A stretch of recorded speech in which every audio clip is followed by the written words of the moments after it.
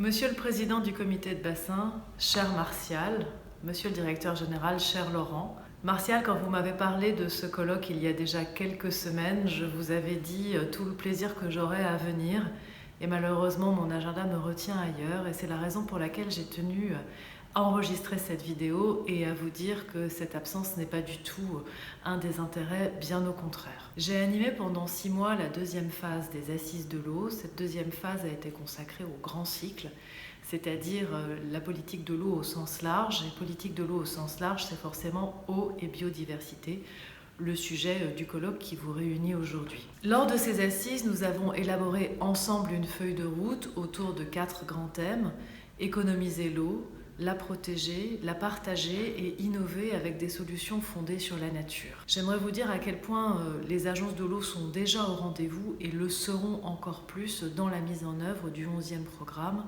et de la feuille de route issue de ces assises. Lors de nos nombreuses discussions, Martial, nous avons échangé sur les moyens des agences de l'eau. C'est vrai que nous avions aussi parallèlement une question pour savoir comment le nouvel Office français de la biodiversité serait financé. Et je peux vous dire maintenant que le PLF a été déposé, que la totalité des moyens nécessaires à la création de ce bel établissement, je sais que Pierre Dubreuil sera là un peu plus tard, est posée dans des moyens budgétaires avec une augmentation du programme budgétaire correspondant. Et donc c'est plus de moyens pour la biodiversité et aucune ponction supplémentaire sur les agences de l'eau. Je pense que c'est important de le dire. Les agences de l'eau sont des acteurs essentiels à cette politique de l'eau et de la biodiversité, bien sûr en liaison avec ce nouvel opérateur, l'Office français de la biodiversité. C'est vrai pour beaucoup d'actions.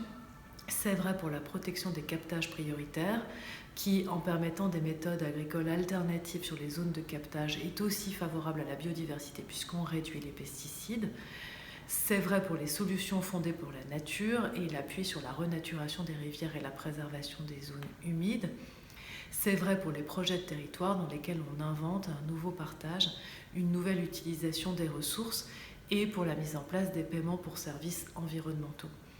Je connais l'intérêt des agences de l'eau, de tous leurs acteurs, de leurs agents bien sûr, de leur conseil d'administration, de leur comité de bassin, des élus qui y concourent, des associations qui travaillent avec ces agences pour ces sujets.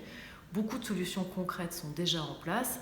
Elles ont été démarrées à partir des 11e programmes. Et la mise en place des paiements pour services environnementaux permettra d'aller un cran plus loin dans ces solutions de terrain. Je voudrais vous dire la confiance que j'ai pour travailler avec chacune des agences de l'eau et bien sûr avec Rhône-Méditerranée-Corse. Je pense que nous pouvons avancer sur le chemin de la préservation de la biodiversité en préservant l'eau. Je compte sur vous. Bon colloque, bonne réunion. Merci à vous.